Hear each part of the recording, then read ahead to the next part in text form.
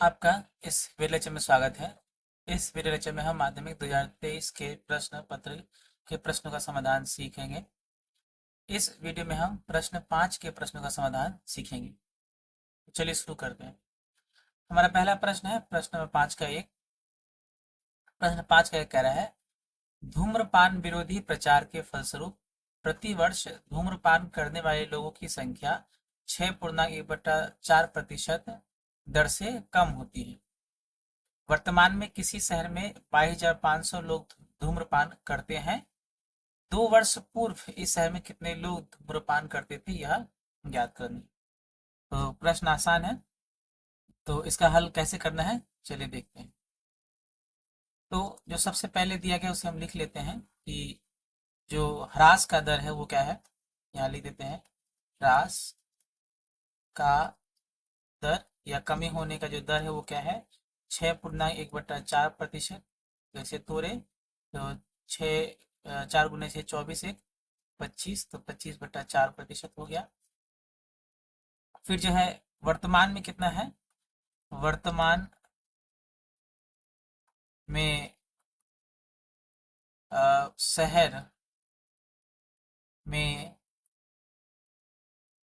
धूम्रपान करने वाले लोगों की संख्या वो कितनी दी गई है, 22,500। ठीक है। तो अब हमें जो निकालना है कि 2 वर्ष पूर्व क्या था, यानी समय दे रखा है, तो समय जो है वो कितना है, 2 वर्ष। ठीक है। तो अब हम जो है सूत्र लिखते हैं। तो चूंकि ये ह्रास हो रहा है या कमी हो रहा है, तो जो हमारा सूत्र होगा कि इसीलिए a is equals to p/1 minus r/100 to the power n। ठीक है।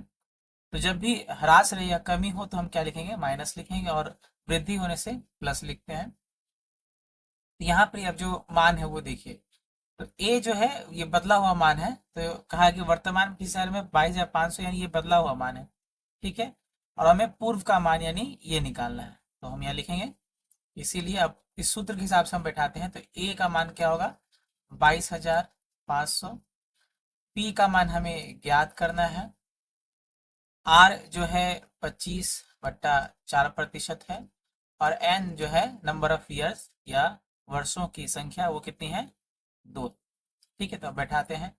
इसीलिए हम यहाँ लिखेंगे, इसीलिए ए का मान 22,500 बराबर पी हमें ज्ञात करना है 1 माइनस आर का वैल्यू 25/4/100 का पावर 2। ये समीकरण में बैठ गया है। ध्यान रखें, जब भी इस तरह का फॉर्मूला लिखेंगे वृद्धि या ह्रास का, तो ये क्या होता है, बदला हुआ मान, और ये क्या होता है, पूर्व का मान। ठीक है।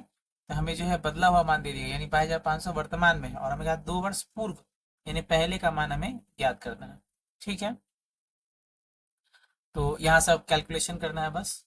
तो हम इसे लिखेंगे 22,500 बराबर p/1 माइनस, इसे हम लिख सकते हैं 25/4 गुने ये 100 पलट के हो जाएगा 1/100 का पावर 2। इसके बाद ये हो जाएगा 22,500 बराबर p/, ये 25 से ये 4 बार में कट जाएगा, तो 1 माइनस 4 चौका 16, तो 1/16 का पावर 2। इसके बाद 22,500 बराबर p, इसका अगर हम लॉसा करें तो यहाँ 16 आएगा, यहाँ 1 कर देते हैं, तो 16 और 1 का लॉसा 16, फिर 16 एकम 16 माइनस 1 का पावर 2। इसके बाद हमें लिखेंगे 22,500 बराबर p/15/16 का पावर 2 हो गया। तो यहाँ से फिर 22,500 बराबर p गुने 15/16 गुने 15/16, चूंकि पावर 2 है तो 2 बार लिख देंगे। अब यहाँ से हम क्रॉस गुना करेंगे तो क्या आएगा, 1 रख देते हैं, p/15 गुने 15 बराबर 22,500 गुने 16 गुने 16। इसके बाद हम लिख सकते हैं, इसीलिए p बराबर 22,500 गुने 16 बट्टा 15 गुने 15, ठीक है। तो अगर हम काटे तो 5 से ये 3 बार में, 5 से ये 5 चौके 20, 50 25, उस पर 2 जीरो, फिर 3 से अगर काटे तो ये 1500 बार में चला जाएगा, और 15 से काटे तो ये 100 बार में चला गया। तो बच गया आपका 100 गुने 16 गुने 16। इसे अगर हम गुना करें तो 16 गुने 16 करते हैं, 16 चौके 96 गुने यहाँ 16 आ जाएगा, 6 5 2 256, ये 256 पे 2 ठो जीरो, यानी कितना हो गया 25,600। यहाँ उत्तर हमारा होगा। इसीलिए 2 वर्ष पूर्व जो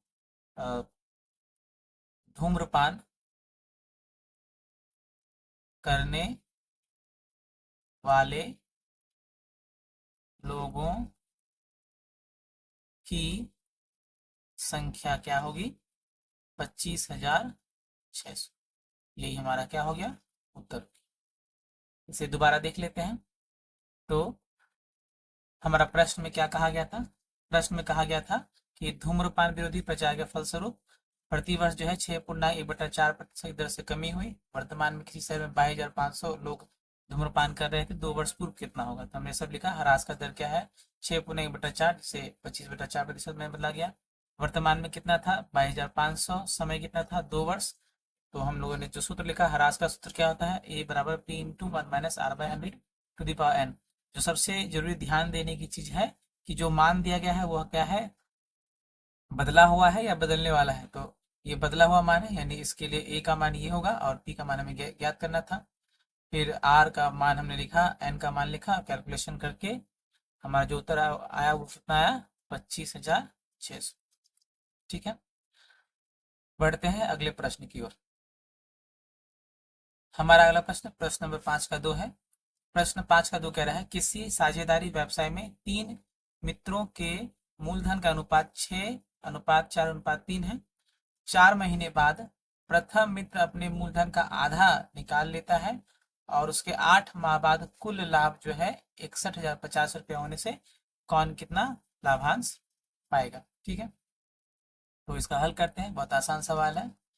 तो मूलधन का अनुपात कितना दिया गया है, तो मूलधन का अनुपात जो दे दिया गया है उसे हम लिख लेते हैं, 6:4:3। ठीक है, हम यहाँ से मान लेंगे कि माना प्रथम द्वितीय तथा तृतीय मित्र का मूलधन बराबर 6x 4x और 3x। ठीक है, चूंकि अनुपात दिया है हम 6x 4x और 3x के रूप में लिख सकते। तो अब जो है कहा कि 4 महीने बाद जो है प्रथम मित्र जो है अपना मूलधन का आधा हिस्सा निकाल लेता है। तो हम पहले जो निकालते हैं कि प्रथम मित्र का कुल मूलधन, अब ये कुल मूलधन मतलब पूरे 12 महीने का जो है व्यवसाय है। एक 4 महीने में कुछ बदलाव हो रहा है और 8 महीने बाद यानी कुल 12 महीने बाद जो है इतना लाभ हो रहा है। तो 12 महीने यानी 1 साल का हम जो है मूलधन निकाल लें। तो प्रथम मित्र कैसे निकालेंगे, तो यहाँ लिखेंगे बराबर। तो प्रथम मित्र जो है वो 6x रुपया लगा रहा है और 4 महीने बाद आधा पैसा निकाल रहा है, यानी 4 महीने तक 6x रहेगा। यहाँ लिखेंगे 6x इंटू 4, फिर प्लस 4 महीने बाद क्या कर रहा है, वो आधा निकाल ले रहा है, यानी 6x/2, ये हो गया आधा। और वो कितना महीने तक रहेगा, फिर अगले 8 महीने तक रहेगा, यानी इंटू ये कितना करना पड़ेगा 8। ठीक है, तो ये अगर 4 छके 24 x प्लस ये 2 से इसे काटेंगे 3 आएगा, तो 3x इंटू 8, ये भी कितना आ जाएगा 24x, दोनों को जोड़ेंगे कितना आ जाएगा 48x। तो ये क्या होगा, प्रथम जो मित्र है उसका कुल मूलधन हो गया। इसी प्रकार से हम निकालेंगे कि द्वितीय मित्र का मूलधन वो कितना हो जाएगा, क्योंकि उसने कुछ बदलाव नहीं किया तो उसका 4x है इंटू 12 महीने तक, यानी 12 चौके 48x और तथा तृतीय मित्र का मूलधन, उसने भी कोई बदलाव नहीं किया, तो जितना शुरुआत में था वही अंत तक रहा, तो 3x इंटू 12, 12 में कितना हो गया 36x। तो अब जो नया मूलधन है वो क्या है 48x, प्रथम मित्र का, द्वितीय मित्र का भी 48x और तृतीय का 36x। तो फिर से जो है मूलधन का अनुपात निकालेंगे, तो इसीलिए मूलधन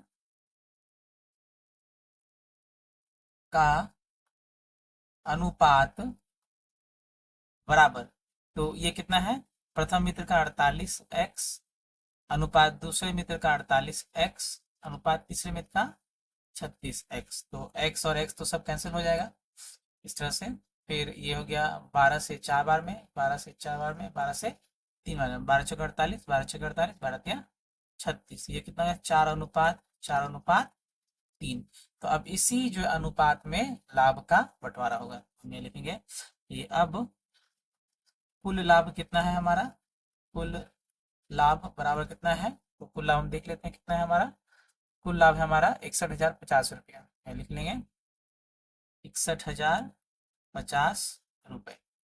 ठीक है, तो हम कुल लाभ अब लाभांश निकालने के हमें क्या करना पड़ता है, अनुपातिक योग करना पड़ता है। हम यहाँ लिख लेंगे कि अनुपातिक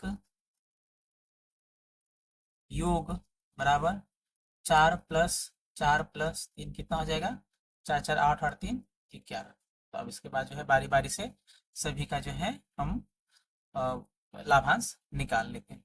तो यहाँ लिखेंगे इसीलिए प्रथम मित्र का लाभ बराबर, प्रथम मित्र कितना है 4 बटा अनुपाती योग कितना है 11 गुने 61,050। 11 से काटते हैं, 11×5 55, बचेगा 6, फिर 11×5 55, फिर बचेगा 5, 11×5 55 और 0, ये कट गया। अब इसे गुना करते हैं, 0 4×5 20 के 0 हाथ में 2, 4×5 20 के 0 20 और 2 22 के 2 हाथ में 2, 4×5 20 2 22, तो इसका हो गया 22,200 रुपये।